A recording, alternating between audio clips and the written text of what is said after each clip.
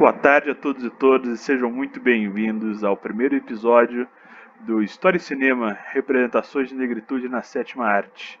Esse que é um projeto que faz parte de um projeto maior, que é o projeto de ocupação do Centro de Memória da Cultura Negra Graça do Axé. E afinal de contas, do que se trata o História e Cinema Representações de Negritude na Sétima Arte? É uma série composta por 6 episódios, em que teremos aqui participantes diferentes, todos vinculados à Universidade Federal de Berlândia, em que buscaremos tratar de 3 temáticas, como o próprio título sugere, na verdade: História, Cinema e Negritude. E para abrir o bloco de discussões, a gente conta hoje com a presença de um pesquisador da área de História e Cinema da Universidade Federal de Berlândia. Vou ler a minha colinha aqui para vocês, porque afinal de contas a idade chega para todos. Ele é mestrando em História Social no programa de pós-graduação em História na Universidade Federal de Berlândia, compondo a linha de Linguagens, Estética e Hermenêutica. É membro do Núcleo de Estudos em História Social da Arte e da Cultura, NEAC, e bolsista da Coordenação de Aperfeiçoamento de Pessoal de Nível Superior, CAPES. Gabriel, seja muito bem-vindo. Olá, Magno, tudo bem? Ótimo. Prazer ter você aqui conosco. Esse prazer é totalmente meu, né? Aproveitando já o espaço, gostaria de agradecer a você, ao Grupo de Pesquisa Estudos Negros e ao Centro de Memória da Cultura Negra Graça do Axé pelo convite para estar aqui, né, dando início a essa série de vídeos, né? Tenho certeza que todos eles serão muito produtivos. Certo. E, bem, antes de começarmos a discutir propriamente dito o que é História e Cinema, queria que você falasse pra gente um pouco da sua pesquisa. Afinal de contas, o que um pesquisador em História e Cinema faz na Universidade Federal de Berlândia? Bem, na minha pesquisa, eu busco compreender o fenômeno da classe média brasileira em meio a interconexões entre história e cinema e psicohistória, a partir do longa Tudo Bem, de 78, do diretor Arnaldo Jabor. Excelente. Excelente. Então vamos lá, né? Bem, começar pensando de algo que é comum, que qualquer um que observe o universo ao seu redor vai entender do que eu estou falando. A gente pode dizer tranquilamente que o cinema é uma potência, certo? Ele mobiliza pessoas, gera empregos, mobiliza a sociedade, ele produz muito material que é absorvido culturalmente por essas pessoas, que transmitem a seus cotidianos, seja vestindo uma roupa que representa um personagem, seja consumindo, né, qualquer produção da indústria sobre esses filmes, né? E eu queria saber se, para além da indústria, para além de toda essa indústria cinematográfica, das telonas, da pipoca, aquele momento ali assistindo um streaming com um crush, não é verdade? Se é possível estudar cinema, e se for possível, afinal de contas, né? Como que a história olha para isso? Com certeza é possível estudar cinema no campo da história. Como você sabe, o olhar, né, as abordagens, elas são históricas, temporais. Ao longo do século XX, onde a linguagem cinematográfica ela se constituiu historicamente, estilisticamente, tecnologicamente, nós temos diversas formas de aproximação do campo da história com a sétima arte. Historicizando um pouco a historiografia, o material audiovisual ele entra no radar da história quando ele passa, na primeira metade do século XX, como afirma o historiador Alcides Freire Ramos, a ser cada vez mais incorporado pelo cotidiano da sociedade através do cinema, televisão, e como você disse, né, através dos streamings. Eu acredito que um exemplo interessante para pensar essa relação entre cinema e história é o filme O Nascimento de uma Nação, do D.W. Griffith, de 1915, que se ambienta na Guerra Civil dos Estados Unidos, e apesar de ser um longa, né, de 3 horas, tecnicamente impecável para a época, é racista, mostrando negros, né, os atores que interpretavam os negros eram brancos com blackface, como estupradores, vagabundos, selvagens, e fazendo apologia a Ku Klux Klan, como uma salvadora da nação americana através do uso da violência. Para você ter ideia, o impacto desse filme foi tão forte que a KKK renasceu no século XX, cresceu nos Estados Unidos e o filme foi até mesmo utilizado como uma forma de convite a novos membros. O filme do Spike Lee de 2018, Infiltrados na Clã, figura um pouco essa situação. Uma coisa que é até um pouco mais assustadora do que o próprio filme, né, é que ele foi considerado um dos primeiros blockbusters da história do cinema, arrecadando 10 milhões de dólares, sendo que foi gasto apenas 61 mil dólares para a produção. Essa relação entre o filme ser racista, né, e a forma, né, de sucesso desse filme, de ele ter sido considerado um blockbuster, né, nos leva a questionar a relação do lugar do filme na sociedade. Que lugar que o filme ocupa? Né? A gente não pode, apenas tendo uma obra de arte, apesar de a forma ela ser importante, as questões técnicas serem importantes, né, deixar de considerar, né, esse lugar da representação social, assim como da presença social, que gera efeitos na recepção. Uma sociedade como a dos Estados Unidos, que tem como um dos pilares da constituição da sua comunidade imaginada as estruturas racistas, gera um produto, né, e gera afetos racistas dentro da sociedade. Afetos que ainda estão em continuidade nesse processo histórico. Se a gente for pensar um sintoma dessas continuidades, as duas últimas corridas eleitorais dos Estados Unidos, a primeira, lá em 2016, né, o ex-líder da KKK, o David Duke, demonstrou apoio público ao Donald Trump. Né? E o Donald Trump não negou esse apoio público. Atualmente, né, no último debate que teve entre o Trump e o Joe Biden, né, o Trump fez comentários ambíguos sobre a relação dele e a posição dele frente aos supremacistas brancos. Né? O que demonstra, né, essa estrutura, né, dessa cultura, dessa comunidade imaginada com base no racismo. Porém, foi apenas na década de 60, lembrando que os filmes, né, eles vêm se desenvolvendo desde o final do 19, a linguagem vem se desenvolvendo, né, mas foi apenas no final, a partir da década de 60, né, que houve, através de uma renovação historiográfica, né, como apontado pela Maria Elisa Sevasco, através de uma leitura dos estudos culturais do Raymond Williams, que a historiografia passa a questionar a relação do que é cultura.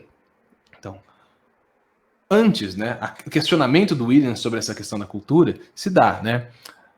Há um cânone aristotélico, né, que até mesmo é questionado pelo Mikhail Bakhtin, né, sobre a relação entre cultura alta e cultura baixa, né, fazendo essa distinção. Né. Com os estudos culturais, essa revisão dos estudos culturais, a cultura ela passa a ser vista, né, não apenas como alta e baixa, isso é rompido, isso é destruído, ela passa a ser uma base comum das construções de relação psicológica, social, política e econômica. A cultura ela não é mais exclusivista, ela é algo comum, ela é horizontal à sociedade, né, e suas construções de práticas. Essa renovação da historiografia implica em novas abordagens e novas fontes para a história. O cinema ele entra, né, dentro dessa nova maré, por assim dizer. Novamente retornando ao Alcides, né, que é meu orientador, na sua tese Canibalismo dos Fracos, publicada em 2002, né, na introdução ele faz uma análise bem interessante, pensando diferentes linhagens da história e cinema entre a década de 60 e 1990. E ele divide 3 formas de abordagem, de olhar da história para o cinema. A primeira forma é uma forma positivista. Né? Aí a gente pode elencar 2 nomes, o José Honório Rodrigues e o George Sadu. Né?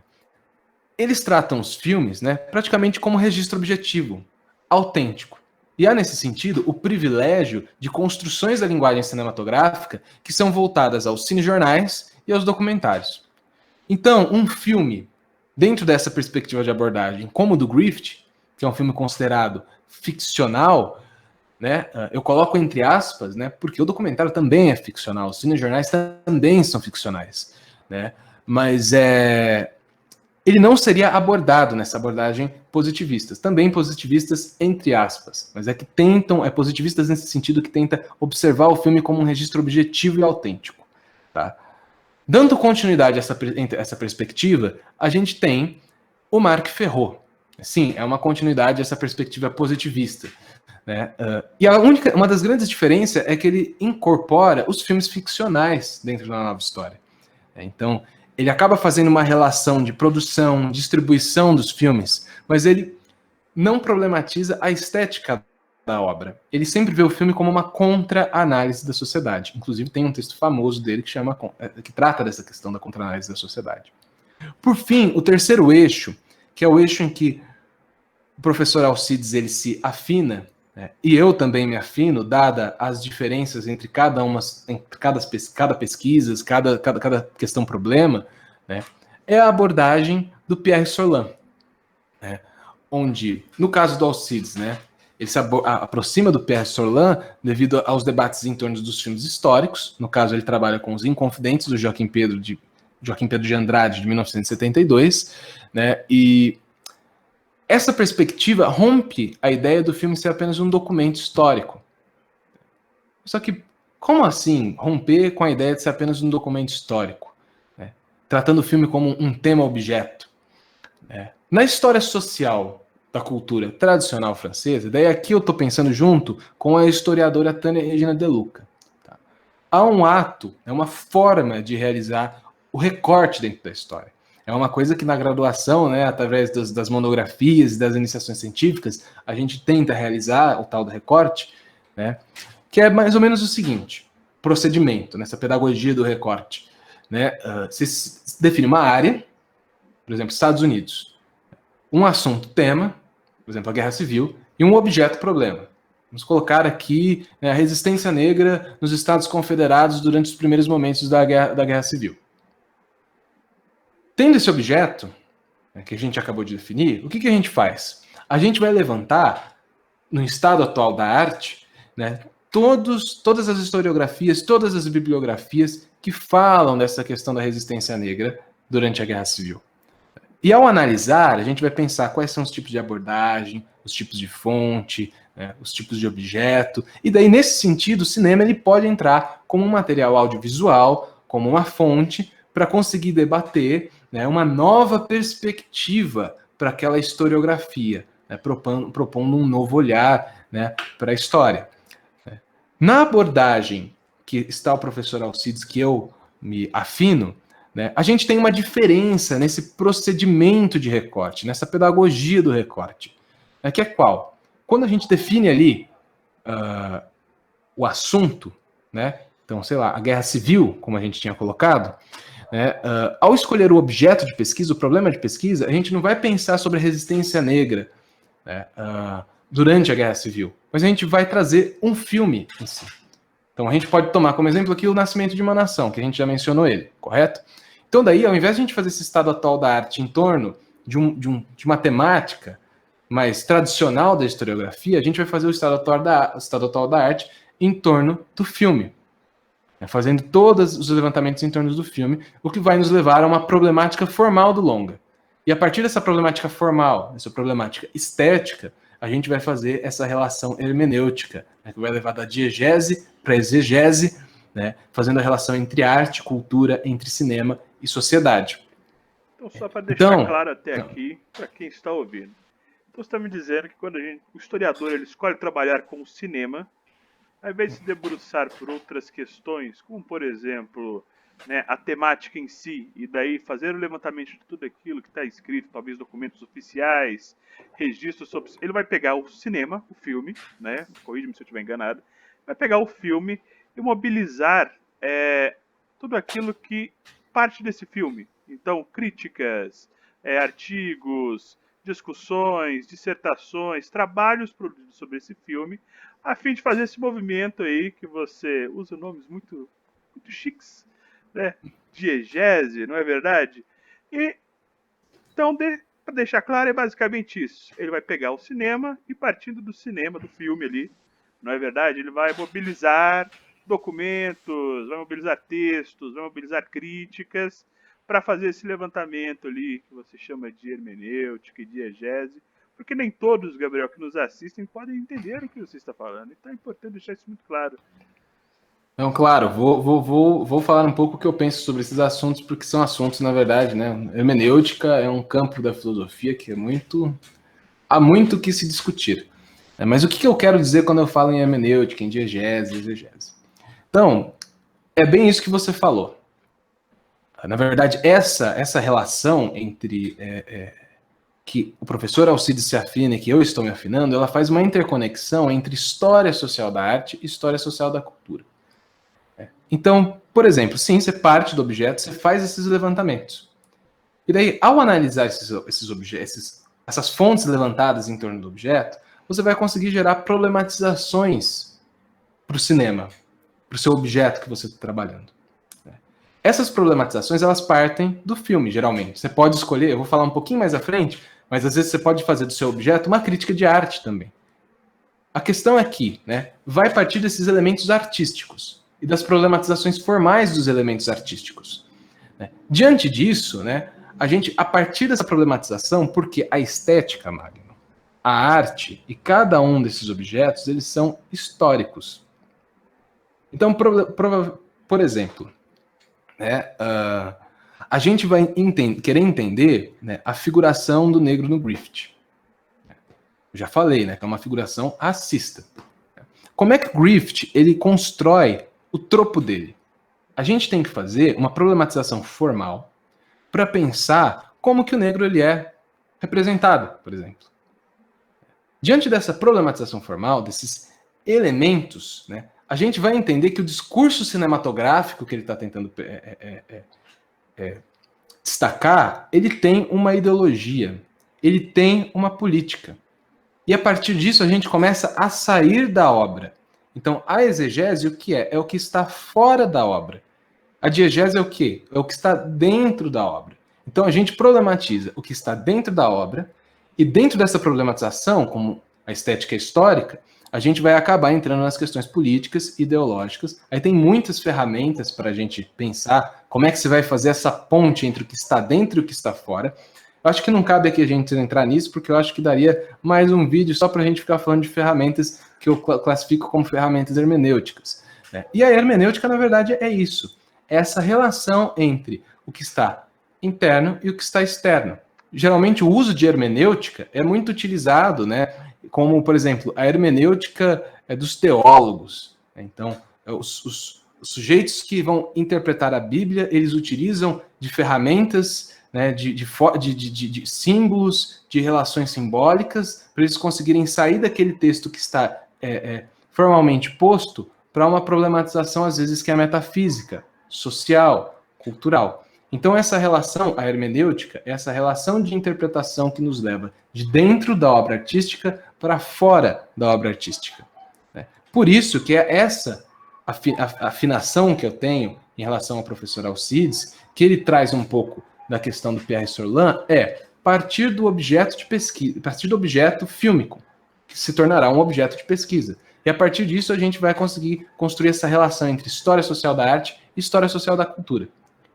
Entretanto, na atualidade, essa não é a única forma de se trabalhar com história e cinema. Existem múltiplas outras formas de se trabalhar com história e cinema. Uma que eu gostaria de destacar é a do professor, né, historiador Francisco das Chagas Santiago Júnior, que ele tem uma relação muito interessante para trabalhar com os filmes, né, que se aproxima de uma história cultural tradicional, da forma de fazer recorte, e ele também une a história pública, certo? Então, é um debate muito interessante, né, que em certos momentos encontram-se na relação entre história social da arte, história social da cultura, encontram-se, mas só que são abordagens diferentes. São formas de relacionar o método crítico, o método histórico, com o objeto fílmico, o cinema. E para já finalizar um pouco a minha resposta, uma coisa, porque eu fiquei falando muito objeto fílmico, porque eu, Gabriel, na minha pesquisa, eu trabalho com o material audiovisual, com o filme, com o objeto principal. Mas trabalhar com cinema não é apenas trabalhar com o filme. Dá para você trabalhar com as críticas de arte, com os roteiros, com as fotos, com entrevistas, com posters, com marketing, com distribuições, com circulação, com espaço, com produção. Isso tangencia a forma de análise visual, sonora, estética da recepção, análise antropológica, história oral. Então, o que o historiador, dentro dessas vastas possibilidades da história e cinema, vai eleger como objeto de pesquisa dele, ou como fonte de pesquisa dele, dependendo da abordagem que ele vai ter, vai depender do problema de pesquisa dele, certo? Então, eu acho que é isso. Responde sua pergunta? Claramente. E é muito interessante que você fala, né? Como um filme racista pode deixar todo um rastro em uma nação inteira.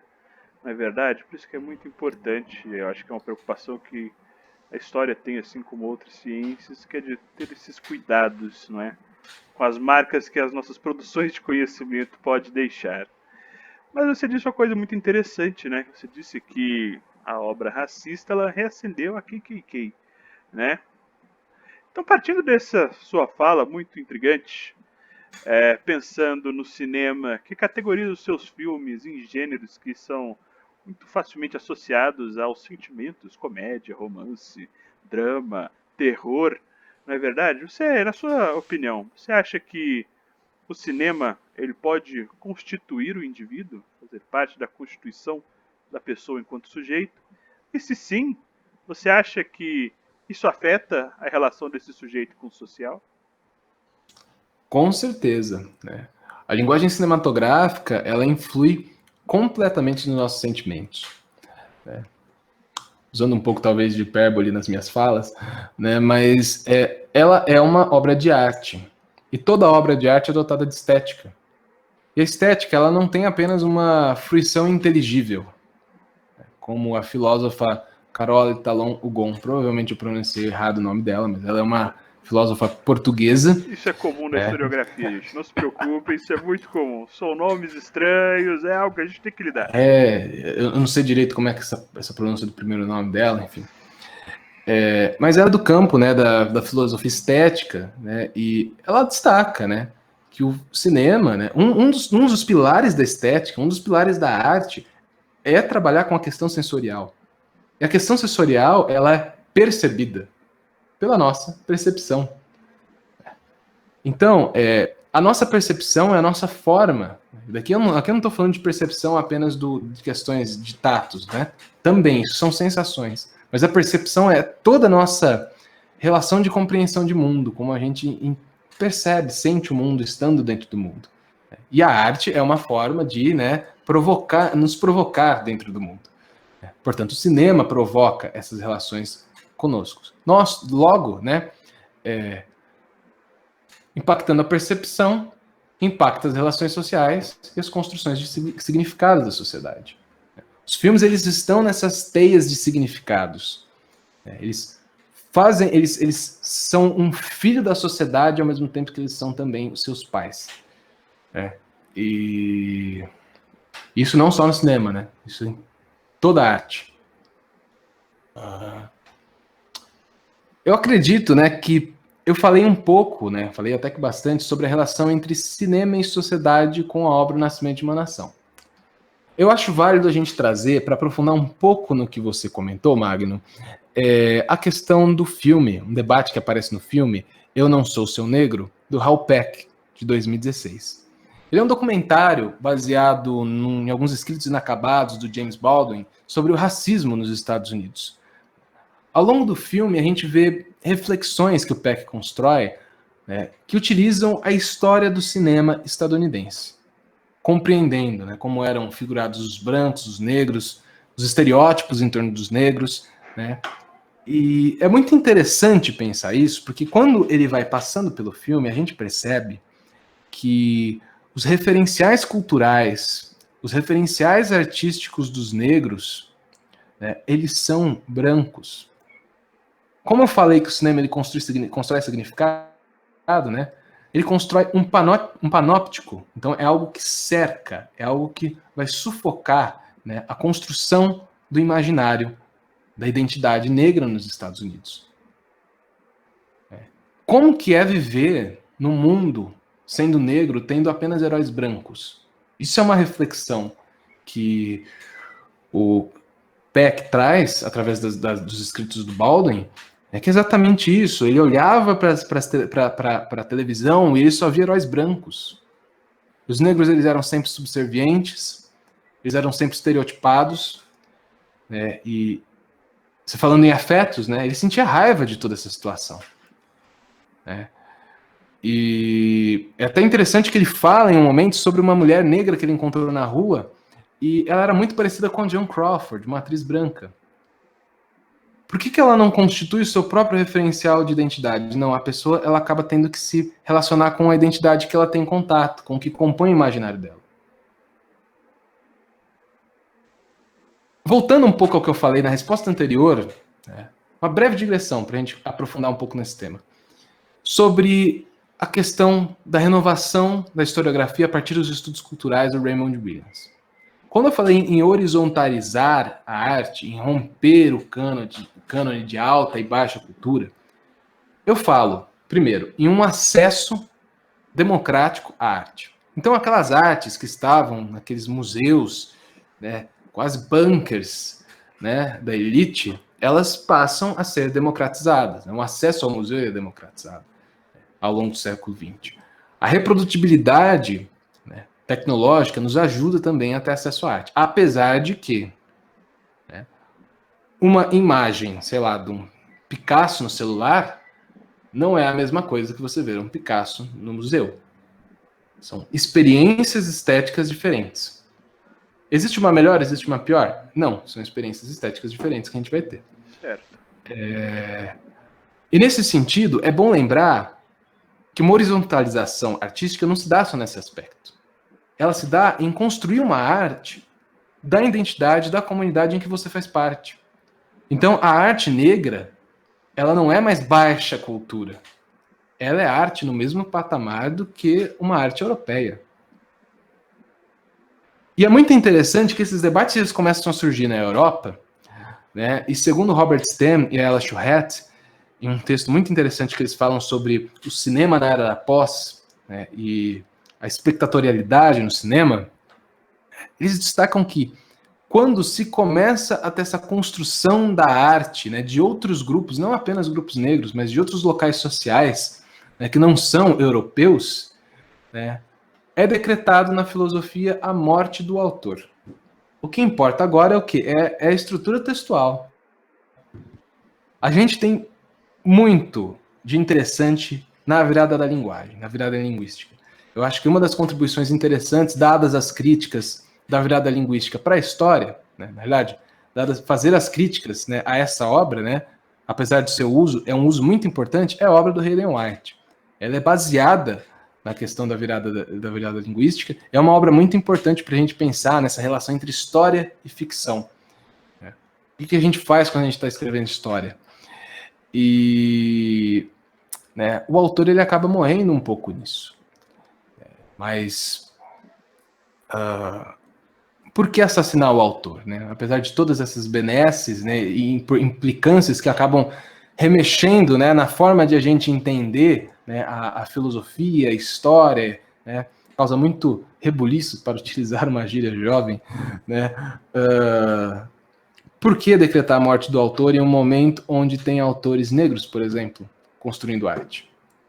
O que isso quer dizer? Então, a arte, né, o cinema, eles são fundamentais para compor o imaginário de qualquer sujeito. E ele tem que estar ligado com a identidade do sujeito. Eu não estou falando aqui, quando eu estou falando em estar ligado com a identidade do sujeito, eu não estou advogando a favor de construir bolhas, onde nada se dialoga. Muito pelo contrário. E ao mesmo tempo também não estou falando de uma apropriação super rasa do multiculturalismo, não. Eu estou falando de uma construção de uma alteridade dentro do cinema, de prezar pelas diferenças, pela pluralidade, sem a construção estereotipada de figurações. Só assim as pessoas elas vão ter um direito de imaginar, de se olhar na tela de cinema e se reconhecer ali. E não se reconhecer como um estuprador, como uma pessoa ruim, como o Griffith coloca, mas se reconhecer como um herói. Entende? Isso muda muita coisa. Né? E isso é importantíssimo para a construção de um aparelho psíquico, principalmente na infância e na adolescência, que é saudável.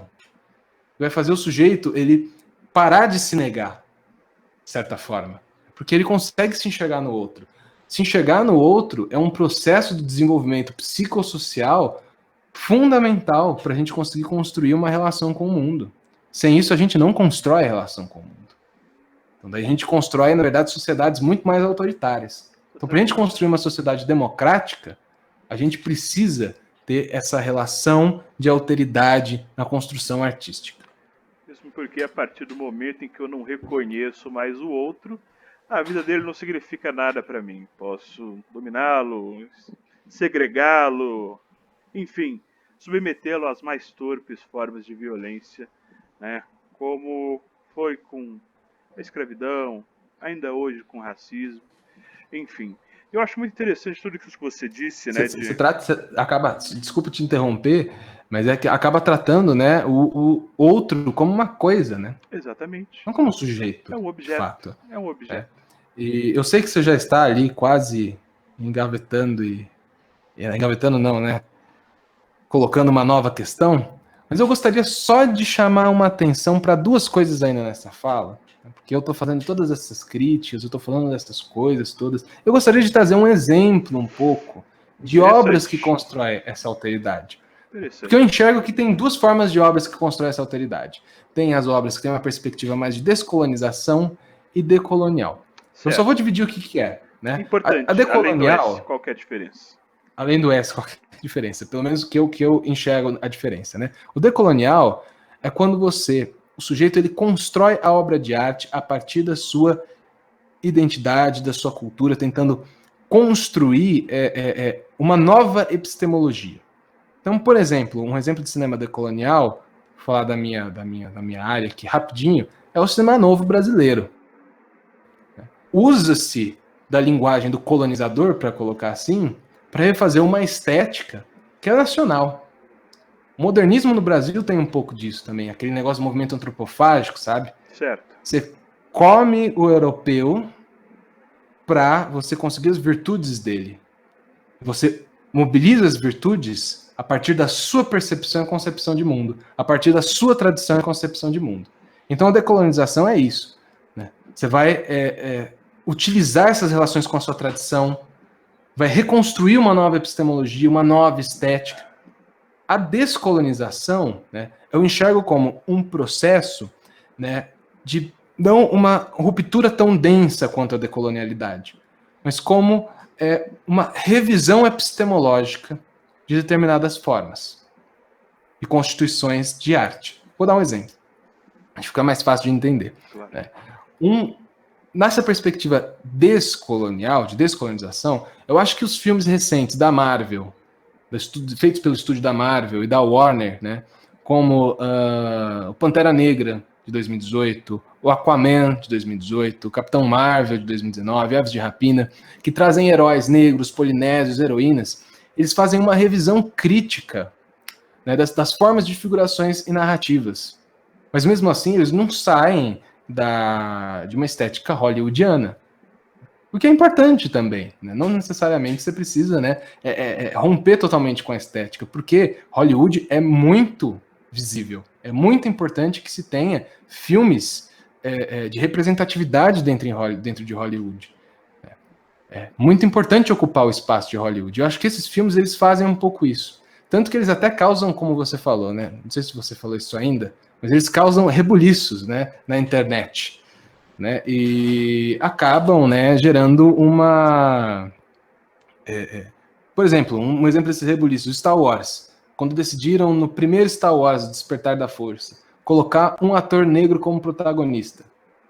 Nossa, foi um caos. Eu lembro as críticas, as pessoas na internet, né, falando que não tinham pessoas negras no universo de Star Wars, né? Não, na realidade eu acho que isso aí foi até quando se pensou em colocar um ator negro nas adaptações do Senhor dos Anéis, que falam não tinham negros na Terra-média. Chegaram a fazer comentários assim nas redes sociais, né? E isso daí é uma grande besteira, né? Uma grande besteira.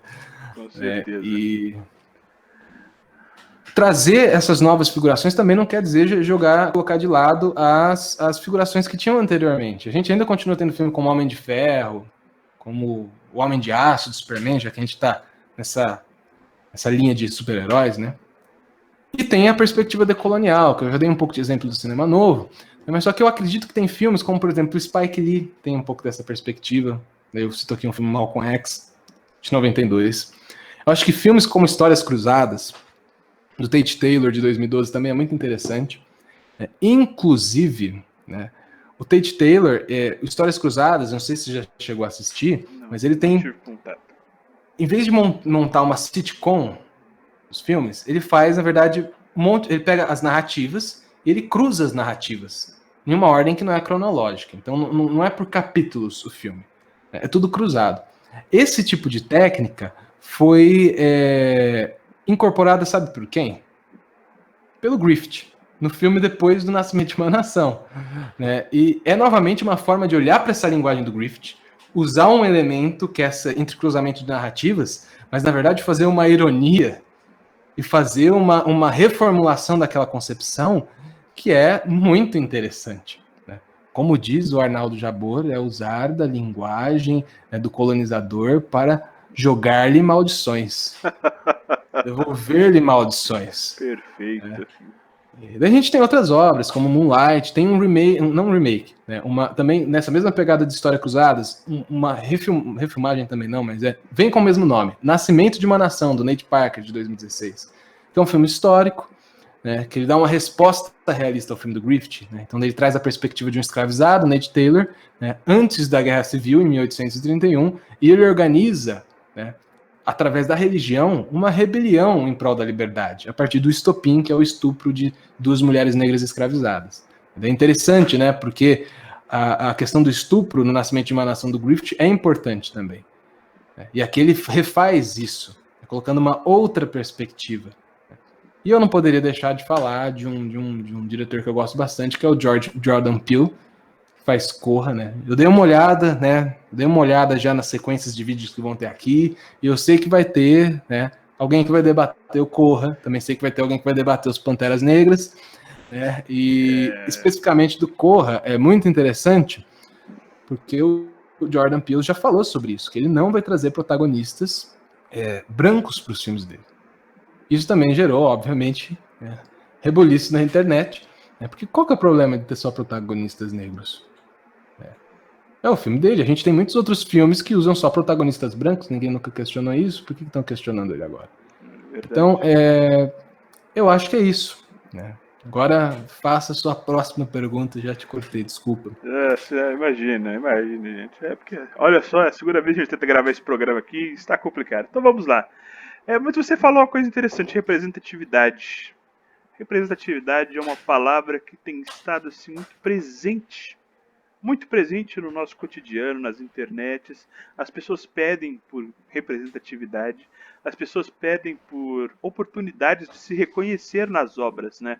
E isso nada mais digno, afinal de contas as pessoas também consomem os mesmos produtos. Então nada mais justo que elas sejam, né, contempladas nessas produções. E como, né, foi dito, a internet ela é essa massa reativa que com qualquer cutucão gera uma grande onda. E eu queria saber para você se representatividade é importante ou como qualquer pessoa ruim, não façam isso, não sejam assim de forma alguma. Adora dizer, porque geralmente quem diz é sempre aquele homem, né? Aquele homem hétero, branco, cis, com seus privilégios ali. É lacração, não é verdade? É lacração. Representatividade é lacração ou representatividade é importante, Gabriel? Olha, eu acho que na minha fala, Magno, ficou bem forte a importância da constituição, né, do imaginário, de um aparelho psíquico saudável que se dá centralmente através da representatividade, através da arte. Então, sem sombra de dúvidas... Reforça pra gente, por favor. Isso. Não estou falando com uma maneira de te afrontar de qualquer forma. Foi apenas um engate aqui, retórico. Mas, então, a representatividade ela é fundamental. Ela é fundamental para a nossa existência como sujeitos. Então, não é lacração. É apenas como o pessoal também gosta de falar, não é mimimi.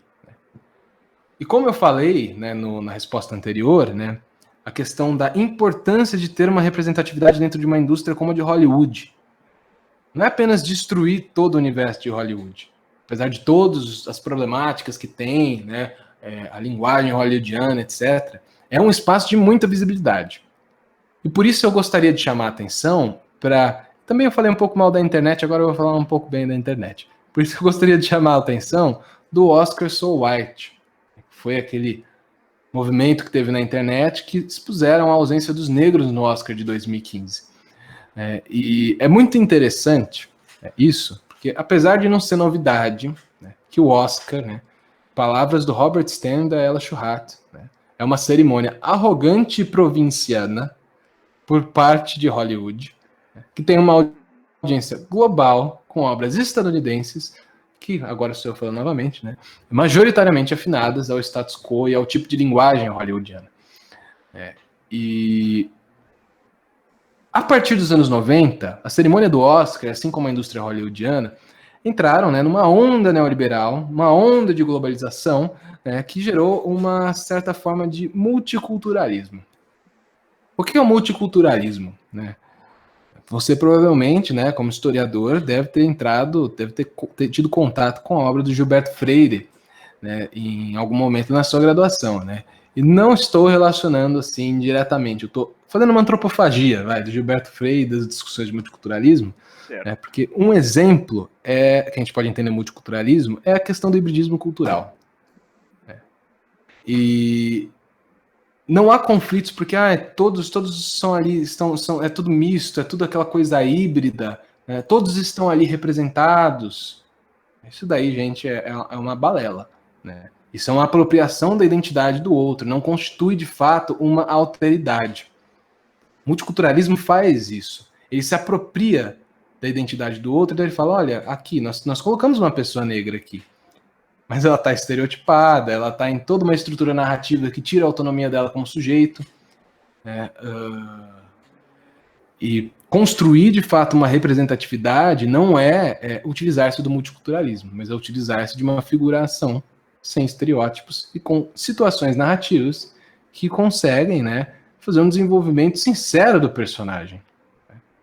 E não isso, porque, como eu disse, a estética ela é histórica, ela é ideológica. Quando se tem um sujeito que faz uma representação estereotipada, né, que tira uma autonomia de determinadas figurações, né, que geralmente são figurações de minorias, né, a gente pode já tentar traçar ali, né, determinadas ideologias que estão pulsando no caldo cultural daquela construção estética. Voltando aqui ao Oscar So White, né, depois que teve essa tensão toda, né, a gente teve 2 premiações de melhor filme do Oscar que trazem a figuração do negro. A primeira foi em 2015, onde a questão ainda estava um pouco quente, né? E trouxe a premiação de melhor filme para o Moonlight, que eu não sei se eu mencionei aqui, mas né, traz uma matriz decolonial, o filme, dentro do que eu coloquei como matriz decolonial, né? E depois que o debate praticamente se deu mais ou menos como resolvido, em 2019, nós tivemos a premiação de Green Book. Né? E é um filme histórico que conta a história do Don Shirley. Provavelmente vou pronunciar errado o nome do ator, que é o Mahershala Ali, né? E ele é um pianista negro de renome mundial, né? Que ele não se identifica pelas críticas que eu li com a sua negritude, né? E ele embarca em uma turnê, né, pelo sul dos Estados Unidos em 1962. Né? E ele é um jovem instruído, que a todo momento ele necessita da proteção de um motorista guarda-costas italo-americano, né, chamado Tony Lip, interpretado pelo Viggo Mortensen. Literalmente ele tem um Aragorn, sabe aquele da trilogia do Senhor dos Anéis, porque é o mesmo ator, né? Particular, que protege ele de todas as situações. O Lip ele é figurado como um salvador branco, que ensina o Shirley até mesmo a sua própria cultura negra. Em contrapartida, o Shirley tenta educar ele. Uma crítica que o Spike Lee fez a esse filme é que ele traz o estereótipo do medical negro. Então não tem uma autonomia do negro ali. Por mais que tenha ele não seja um estereótipo como era no Blaxploitation ou como é feito no Nascimento de uma Nação, né, do Griffith, né, ele ainda traz uma estrutura que tira a autonomia e constrói um estereótipo. Segundo a crítica do Spike Lee. Uma crítica brasileira do Rafael Argemon, acho que é assim que pronuncia o nome dele, destaca que o Green Book é o típico filme de uma pessoa branca que diz que não é racista porque tem um amigo negro. Algo que foi muito dito nas internets aí com o Black Lives Matter. Esse foi um aporte defensivo dessas pessoas brancas que reagiram de forma negativa, falando que todas as vidas importam. Claro, isso é evidente. Evidentemente, todas as vidas importam.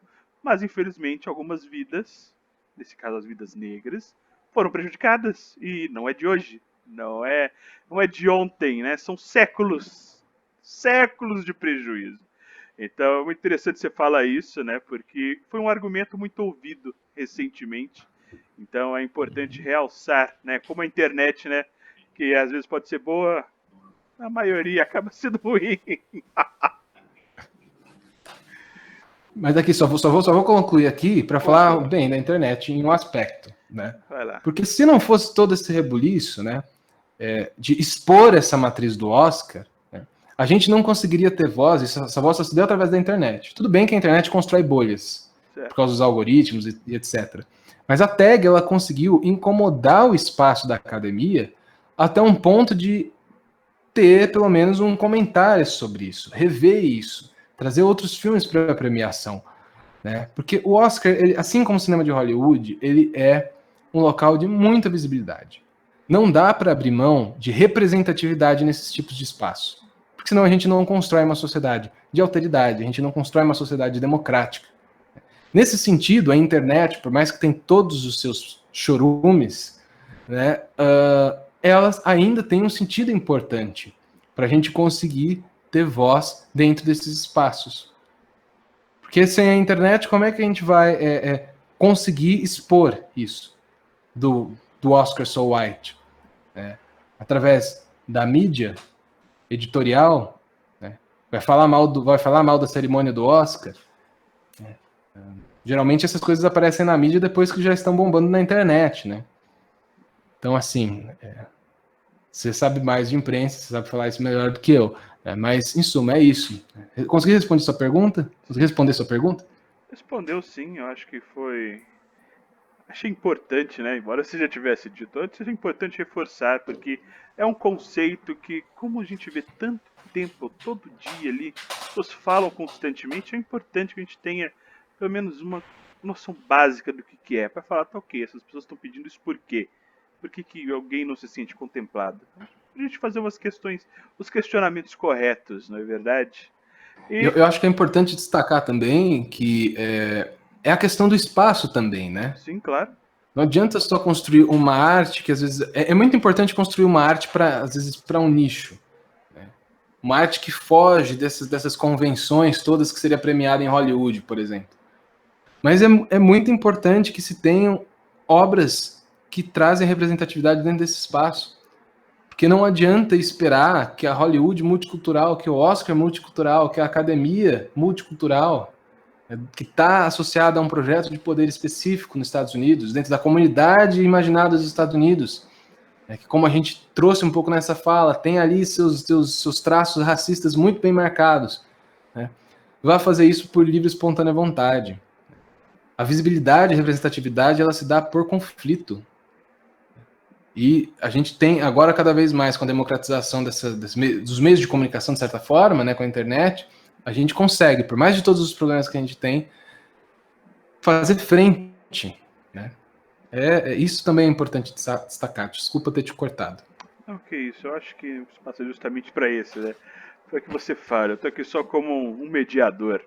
Mas, para terminar o nosso bate-papo, que está muito bacana, eu acho que está muito interessante.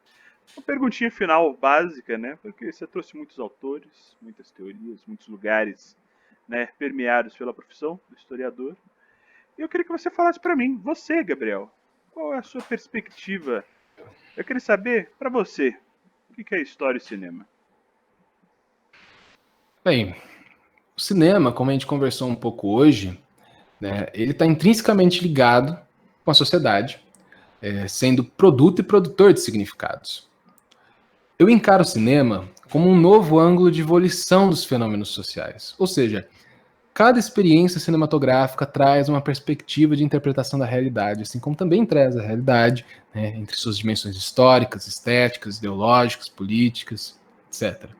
Utilizar o cinema como fonte, como objeto problema de pesquisa, né, ou seja, abordar as formas da linguagem, a estética da recepção, né, os filmes, as críticas, a história, a própria história do cinema, né, fornecem lastro, né, inclusive outras formas de abordagem também, né, como já foram citadas ao longo da fala. Fornece lastro, né, para embater criticamente a historiografia, a memória social e o fato histórico. Chegando ao que, pelo menos para mim, né, é um dos principais objetivos do ofício do historiador, da função do historiador, que é explicar, apesar de sempre ser uma explicação incompleta, as causas daquilo que se quer esquecer.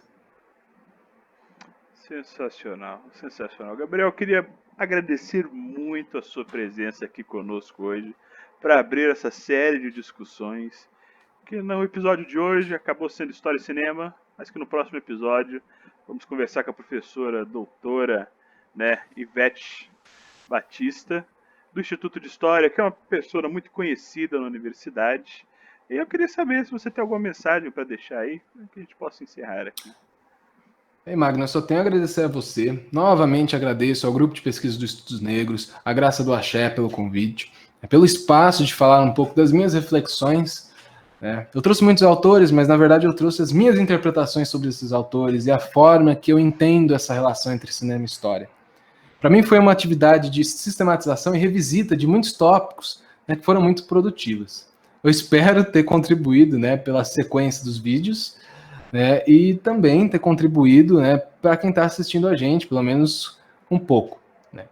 Quem quiser mais indicações bibliográficas ou conversar sobre o assunto, meu e-mail vai estar na descrição, né, Magno? Sim, sim. E junto também vai ter a lista, né, de praticamente tudo que eu citei, que eu mencionei ao longo da fala, né, então as bibliografias, se vocês quiserem ter acesso, também os filmes que eu mencionei, com as referências completas.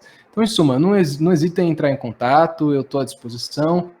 E, novamente, muito obrigado. É isso então, pessoal, a gente encerra aqui, né? Se hidratem e nos vemos daqui 15 dias num bate-papo bacana com a professora Ivete. Muito obrigado.